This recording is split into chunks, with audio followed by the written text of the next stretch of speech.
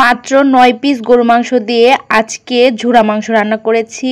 আর এই মাংসটা রান্না করার সবচেয়ে বড় সুবিধা হয়েছে আমার ছেলের, কারণ আমার ছেলেটা গরুর মাংস খেতে মানে অত বেশি পছন্দ করে না, কারণ এই যে দাঁতে বেঁধে যায়। প্রথমে কিন্তু আমি একদম ফ্রেশ গরুর মাংস নিয়েছি, মানে একটুও যাতে হাড় তারপর তেল কিছু ছিল না, একদম ফ্রেশ গরুর মাংস 9 পিস নিয়েছি। তারপর আমি গরুর মাংসর পিসগুলো সেদ্ধ করে নিয়েছি, হলুদ আর লবণ দিয়ে আমি আগে সেদ্ধ করে নিয়েছি, তারপর পাটা একটু থেতো করে নিয়েছি, মানে একদম এড়া এড়া করে নিয়েছি। নিয়ে সারে আমি এখানে মশলা বেটে রেখেছিলাম, তারপর পেঁয়াজ এগুলো সবকিছু কেটে রেখেছিলাম। তারপর পেঁয়াজটা ভাজা হয়ে গেলে মশলাগুলো দিয়ে খুব ভালোভাবে আমি কষিয়ে নিয়েছি। তারপরে এখানে শুকনো উপকরণগুলো দিয়ে খুব ভালোভাবে কষিয়ে নিয়েছি। নিয়ে আমি এই যে ঝোড়া করে যে মাংসগুলো রেখেছিলাম সেই মাংসগুলো দিয়ে দিলাম। দিয়ে এখন খুব ভালোভাবে রান্না করে নিতে হবে, যেহেতু আগেই মাংসগুলো সেদ্ধ করে নিয়েছি, বেশিক্ষণ সময় লাগেনি। তো মাংসটা সেদ্ধ করেছিলাম, যতটুকু পানি মানে বাকি ছিল সেটা আমি এই যে কষানো মাংসের মধ্যে দিয়ে দিলাম। তারপরে যে রান্না করে নামিয়ে নিয়েছি, খুব মজা হয়েছিল কিন্তু।